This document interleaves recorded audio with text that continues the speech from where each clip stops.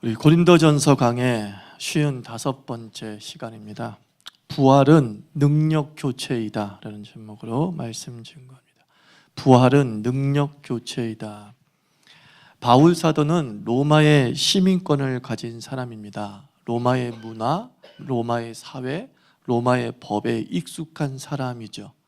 사도 바울은 또한 예수가 어떻게 죽었고 어떻게 무덤에 묻혔는지도 잘 알고 있습니다. 마태복음 27장 마지막 부분을 읽어보면 예수님이 죽으신 뒤에 대제사장과 바리새인들이 생전에 예수의 말이 신경이 쓰였습니다. 죽고 난 뒤 사흘 후에 다시 살아나리라. 혹 예수의 시신을 훔쳐 부활했다고 소문을 퍼뜨리지 않을까 걱정했던 거죠. 그래서 로마 총독인 당시의 빌라도에게 부탁을 합니다. 군사를 시켜서 무덤을 지켜줄 것을 요청했습니다. 마태복음 27장 65절 66절 빌라도가 이르되 너희에게 경비병이 있으니 가서 힘대로 굳게 지키라 하거늘 그들이 경비병과 함께 가서 돌을 임봉하고 무덤을 굳게 지키니라. 예수 그리스도의 무덤은 돌로 막힌 것으로 끝난 게 아니라 그곳에 봉인했다라고 했습니다. 로마의 공식적인 법률적 권위를 가지고 봉인을 했습니다. 그러므로 예수님이 무덤에서 나오는 것은 불법적인 행동이 되는 것입니다. 로마의 법을 지키지 않은 행위가 되는 것입니다. 무덤을 봉인했다는 것은 로마의 힘을, 로마의 권세를 과시하는 행위입니다. 로마가 봉인했는데 누가 감히 이 무덤을 열어?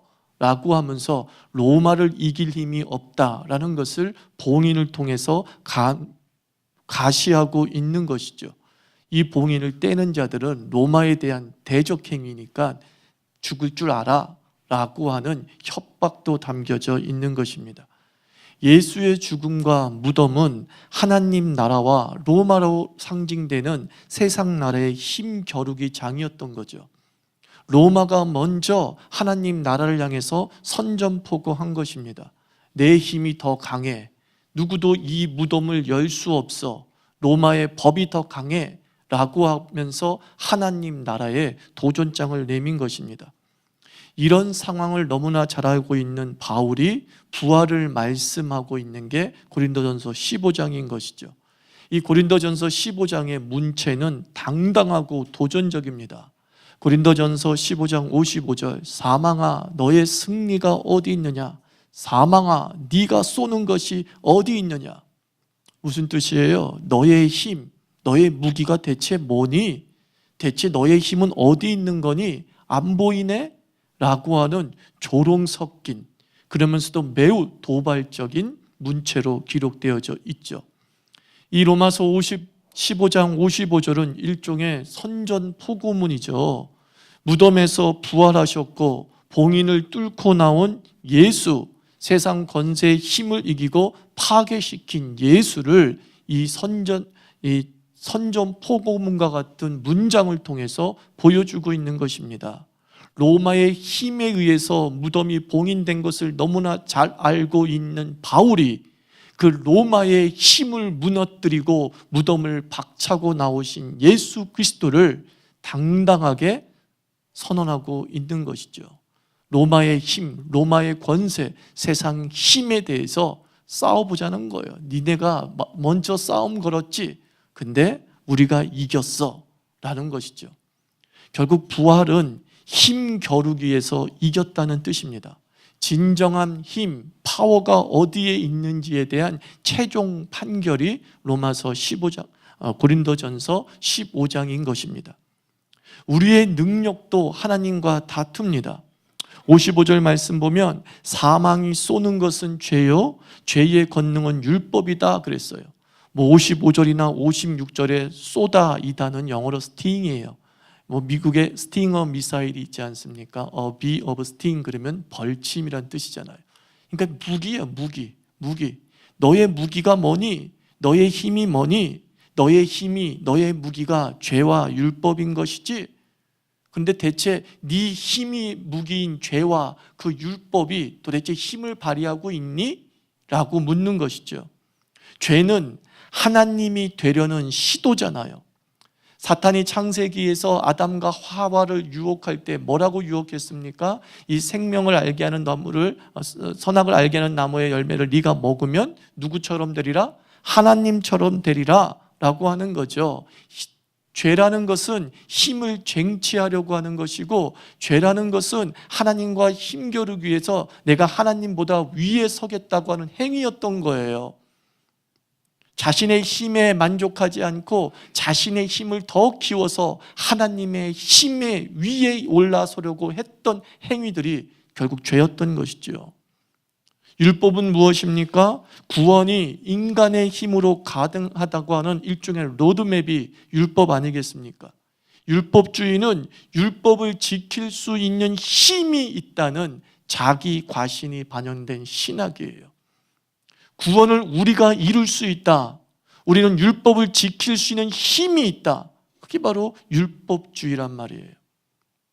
힘이 있다고 여기는 한 우리는 유일하신 하나님의 힘을 누리지 못한다는 겁니다.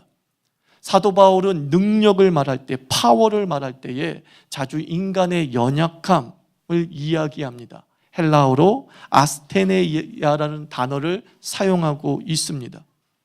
하나님의 강력은 인간의 아스테니아와 연결되어져 있다는 거죠. 복음서에서는 이 아스테니아라는 단어가 육체의 질병이나 또는 육체의 약함을 얘기할 때 이 아스테니아라는 단어를 사용합니다. 그런데 바울 신학에서 이 아스테니아는 파워가 없는 상태를 의미해요. 모든 힘에서 소외된 실존을 이야기할 때에 약함, 아스테니아라는 단어를 사용한다는 거예요. 연약함, 아스테니아라는 단어를 사용한다는 거예요. 바울이 우리의 연약함, 우리의 약함이라고 얘기했을 때는 모든 힘에서 제거된, 모든 힘에서 소외된, 힘이라고는 더 이상 없는 존재를 의미할 때에 이 약함이라는 단어를 사용했다라는 것을 기억하십시오. 그래서 바울은 우리 인간이 모든 힘이 없어야, 즉 약함에 도달해야 모든 힘을 얻는다는 역설을 말합니다. 그게 무슨 문장이에요? 약할 때 곧 강함이다, 이런 뜻이에요. 네가 힘에서 소외되어졌을 때, 너가 더 이상 파워가 없을 때 도리어 너에게는 파워가 생긴다. 이게 바울 신학이란 말이에요. 힘에서 소외된 자만이 진정한 힘을 만끽하게 되는 거죠. 예수님은 약한 자로 오셨습니다. 세상에 그 어떤 권세와 능력이 전무한 상태로 오셨습니다. 예수님의 성육신은 세상의 힘을 덧입어서 온 것이 아니라 세상의 힘에서 철저히 소외된 상태로 이 땅에 오셨습니다. 평생 세상의 그 어떤 힘도 획득하지도 못했습니다. 대제사장의 반열에 들어간 것도 아니고 바리새인이라고는 학자의 그룹에 낀 것도 아니고 그렇다고 해가지고 부자들의 세력에 규합된 것도 아니고 예수님의 평생의 일생은 아스테니아, 힘의 소외, 힘의 진공 상태 속에서 살아가셨다는 것입니다. 그런데 힘이라고는 하나도 없이 사셨던 그 예수님께서 세상의 힘을 이기셨습니다. 세상의 그 어떤 권세와 능력이 전무한 상태로 오셨지만 예수님은 이 모든 세상의 힘을 이기셨다는 거예요. 또한 세상 힘의 원천인 죽음을 이기셨다. 그것이 무엇이에요? 부활이에요. 부활. 부활은 세상에 힘이 전혀 없으신 분이 세상을 이기셨다고 하는 선언이에요. 부활은 세상의 모든 권력 그리고 힘 중에 힘이라고 하는 그 죽음을 아무 힘도 없는 예수가 이기셨다라고 하는 선언이에요. 이 부활이 얼마나 놀라운지요. 이 부활은 단순히 우리가 죽어서, 육체적으로 죽어서 하나님과 함께 사는 것으로 끝나는 것이 아니라 우리가 그토록 갖고 싶었던 힘, 그런데 갖지 못했던 힘, 우리가 저 힘은 절대로 이길 수 없을 거야 라고 하면서 절망하고 낙담하고 그리고 체념할 수밖에 없었던 세상의 수많은 힘에 대해서 주님은 말씀합니다. 그 힘을 네가 이기었도다. 그게 바로 부활입니다. 부활은 언제 일어나느냐? 부활은 힘이 없을 때 일어나는 역사라는 거예요. 이 땅에서 한 사람 한 사람이 실존적 부활을 체험하게 되는데, 그 실존적 부활을 체험하는 자들은 다 누구냐? 힘이 있는 자가 아니라 힘이 없는 자가, 아스테니아의 상황에 이른 자들이 부활을 하루하루 체험하고 산다는 거예요. 세상의 힘에 지고, 세상의 힘에 소외되어지고, 세상의 힘에 가난해진 자들이 그 세상을 이기는 힘을 공급받는 삶을 산다는 거예요. 힘이 끝장난 곳에서 부여되어지는 하늘의 힘이 부활인 것입니다. 무엇이 끝장난 곳에서? 힘이 끝장난 곳에서, 힘이 바닥난 곳에서 하늘의 힘이 역사하고 부활이 우리에게 임하신다는 거예요. 마르마 던이라고 하는 여성 신학자가 있습니다.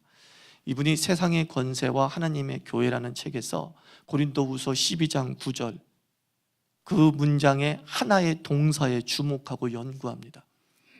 우리가 잘 알고 있는 말씀이에요. 내 은혜가 내게 족하도다. 이는 내 능력이 약한 데서 온전하여 짐이라. 온전해진다고 하는 이 동사, 해진다, 진다, 이게 영어로는 made라는 단어를 쓰고 있죠. 근데 헬라어 성경은 무슨 단어냐면 텔레오예요. 잘 기억해 두세요.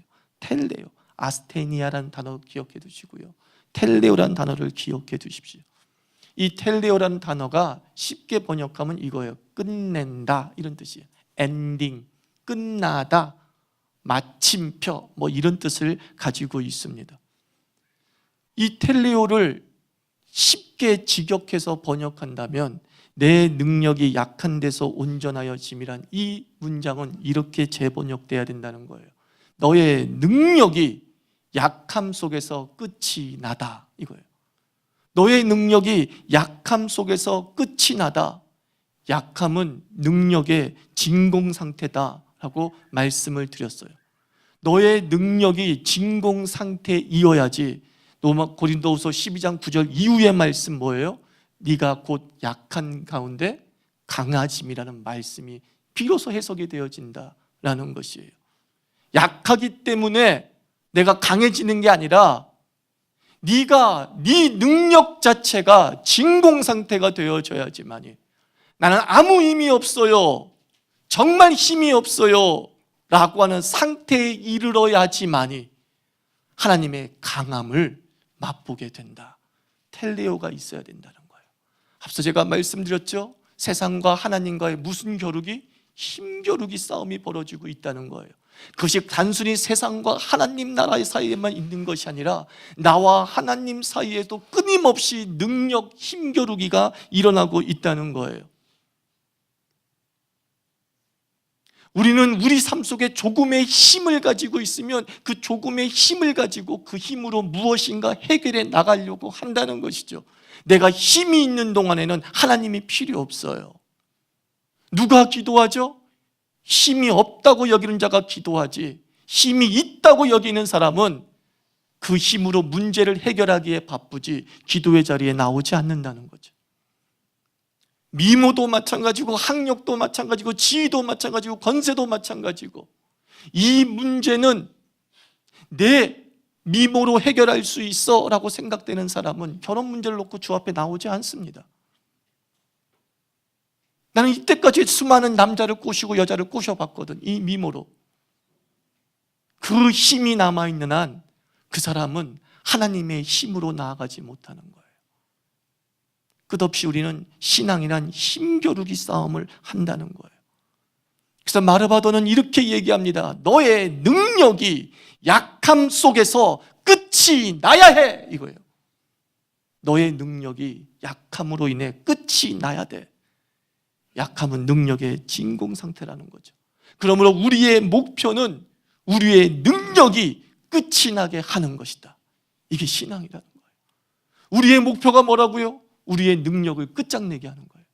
우리의 능력을 키우는 것이 아니라 우리의 잠재력을 키우는 것이 아니라, 우리의 힘을 키우는 것이 신앙이 아니라, 신앙은 끊임없이 우리의 능력을 텔레오시키는 거예요. 엔딩시켜 나가는 거예요.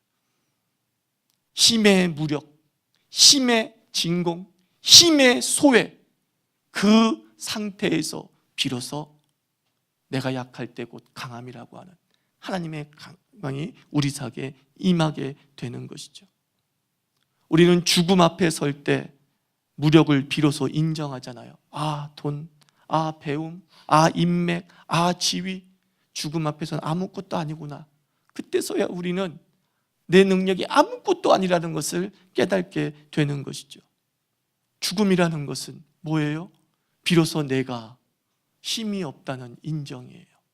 내가 텔레오구나 라고 하는 선언이었단 말이에요. 그래서 바울이 뭐라고 얘기합니까? 나는 날마다 그리스도 안에서 죽노라 그랬어요. 마르바던의 신학을 가지고 얘기하자면 무슨 뜻이에요? 나는 지금 힘이 끝장났다. 매일 느끼는 거예요. 나는 지금 힘의 진공 상태에 있다. 나는 그 어떤 힘도 없다. 이 선언이 바울의 평생의 신앙 고백이었어요. 이 신앙적 죽음을 통해서 바울은 또한 이렇게 얘기합니다. 나는 날마다 사노라 그랬어요. 날마다 죽노라고 했던 그 바울이 고백합니다. 난 날마다 사노라. 부활을 체험하게 되는 것이죠. 그리고 부활은 곧 무슨 뜻이 되겠습니까? 능력 교체가 부활이에요. 부활하기 전까지는 우리는 나의 능력 가지고 살고 세상 능력 가지고 살았던 거예요. 그러나 갈라디아서 2장 20절 말씀처럼 내가 그리스도 안에서 죽음을 통하여서 다시 부활되었다라는 것은 이제 내 능력이 죽고 내 힘이 죽고 하나님의 힘에 의해서 익스체인지 된 거예요. 교체 현상이 벌어지는 게 부활이에요. 교체 현상이 벌어집니다. 로마서 8장 26절에서 이와 같이 성령도 우리의 연약함을 도우시나니 우리는 마땅히 기도할 바를 알지 못하나 오직 성령이 말할 수 없는 탄식으로 우리를 위하여 친히 간구하시니라. 바울이 또 여기서도 얘기해요. 우리는 어떻대요? 아스테니아, 연약함이라고 얘기합니다. 어떤 존재래요? 기도할 바도 알지 못하는 존재이다. 기도할 힘도 없는 존재이다 라고 얘기를 합니다. 근데 이 기도할 힘조차도 없는 존재라고 고백하는 이 크리스찬들의 삶 속에 놀라운 능력 교체가 일어납니다. 성령의 말할 수 없는 탄식으로 성령께서 우리를 대신하여 기도하시나니 기도자가 대체되고 있어요. 그 전까지는 내가 기도할 수 있다, 내가 기도할 수 있다고 생각했던 사람들이었는데 어느 날 이 기도할 힘조차도 없다고 고백하는 자들에게 하나님은 기도할 힘을 주시는 게 아니라 기도자를 대체해버리신 거예요. 난 너무나 놀라웠어요. 기도할 힘을 주시지 않고 기도자를 대체하시는구나. 그게 누구예요? 성령 하나님이에요. 우리 안에 이런 능력의 교체 현상이 날마다 일어나기를 축원합니다. 내가 기도할 힘이 없을 때, 비로소 아스테니아라고 인정했을 때 나는 하나님 아버지 그 어떤 힘도 가지지 못한 존재예요 라고 고백하는 그 순간 하나님께서는 부활의 능력으로 당신의 힘을 채우시는 거예요. 힘 대신 하나님으로 우리를 채워나가시는 거예요. 전기차가 활성화되고 있는 시대입니다. 이때 중요한 게 배터리죠. 배터리가 다 떨어지면 어떻게 되죠? 교체해야 돼요. 교체해야 돼요. 교체가 답이에요.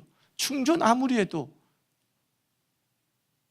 배터리의 수명이 다하면 그 충전에서 활동할 수 있는 시간이 아주 짧아지는 거예요. 최고의 방법은 교체해버리는 거예요. 교체해버리는 거예요. 이렇게 배우자도 교체하고 얼마나 좋을까 모르겠지만 그건 안 되고, 하나님께서 우리에게 부활을 선물해 주신 것은 이거예요. 야, 네 능력 내 능력으로 바꿔, 이거예요. 네 능력 내 능력으로 바꿔. 부활의 신앙을 믿는다는 것은 무슨 뜻이냐? 내 능력이 하나님의 능력으로 교체되었다. 그걸 믿는 거예요. 내가 그 전까지 예수 그리스도를 믿기 전까지는 내 능력으로 살아갔는데 예수 그리스도를 믿고 부활의 신앙을 가진 이후로부터는 나는 하나님의 힘으로 살아간다. 이게 부활이 주는 놀라운 특권이라는 겁니다. 약함이 은혜라고 하는 이유는 힘의 소외, 힘의 진공에 하나님이 채워지시기 때문입니다. 우리는 부활체라 그랬어요. 우리는 신령한 몸으로 부활한다 그랬어요. 그 부활체는 어떤 몸이에요? 하나님으로 가득 찬, 하나님으로 충만한 상태, 하나님의 힘을 온전히 누리는 이거예요. 신령한 몸 이전에는 자기의 힘, 세상의 힘으로 살아가는 자의 모습이었지만, 부활한 이후에는 신령한 몸, 죽음을 통과함으로 말미암아 힘의 진공을 체험함으로 말미암아 그 힘의 진공에 채워지는 하나님의 절대적인 힘을 가진 존재, 그게 신령한 몸이라고요. 그것이 바로 부활체예요. 많은 사람들은 자이든 타이든 약함, 힘으로부터의 소외를 겪습니다. 다 힘을 갖고 싶지만 세상이 우리에게 다 힘을 주는 것은 아닙니다. 빼앗기기도 하고 원치 않는 구조 속에서 우리가 헉헉거리면서 살아갑니다. 하나님은 그 약한 자에게 어김없이 부활을 주십니다. 천부여 의지없어서 손들고 옵니다 라고 하면서 자신의 약함, 힘의 진공을 인정한 자에게 하나님은 그 진공 속에 당신의 은총을 채워주시는 것입니다.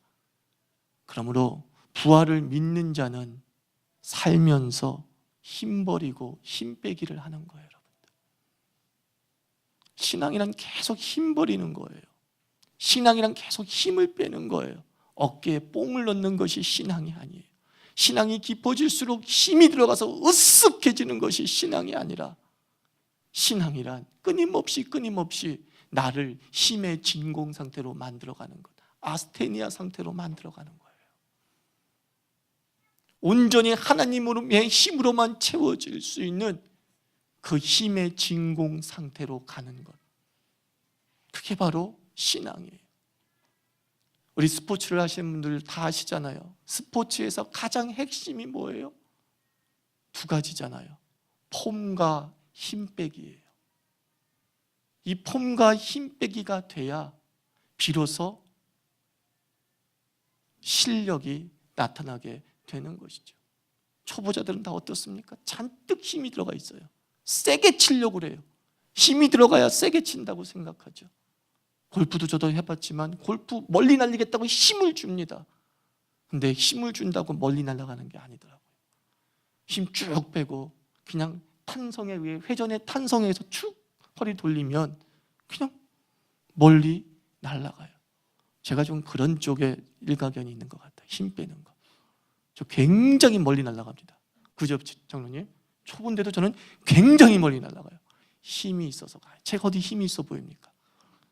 힘 빼는데 좀 제가 실력이 있는 것 같아요. 힘 빼는 실력. 여러분, 힘 빼도 죽지 않습니다. 힘 빼도 세상에 지지 않습니다. 그 세상 힘 가져서 뭐합니까? 그 무덤을 봉인한 로마의 힘 갖는다고 실력 늘어나는 것 아니에요.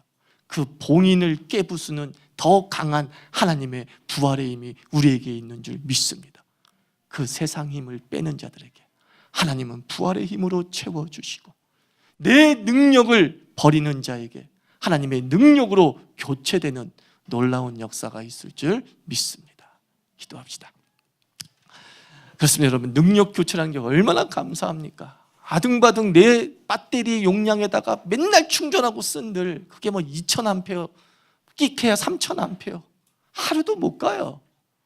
제일 중요한 건 배터리 자체를 교체해버려야죠. 고 용량의 배터리로 교체를 해버리면 10,000A, 100,000A, 하루도 좋고 일주일도 넘어가는 거예요. 부활이 바로 이 능력 교체예요. 이 부활을 체험하기 위해서 우리는 먼저 우리 자신의 힘을 빼야 되는 거예요. 날마다 죽어야 되는 거예요. 기도조차도 할 수 없는 존재라고 하는 이 약함의 고백, 기도할 힘도 없다라고 고백하는 이 아스테니아에 이르게 될 때에 하나님은 그 아스테니아가 텔레오된 그 시점에 우리의 진공 속에 임재하시어서 당신의 충만으로 채워주실 줄 믿습니다. 그 부활을 체험하게 하시옵소서. 날마다 체험하게 하시옵소서. 함께 기도하겠습니다.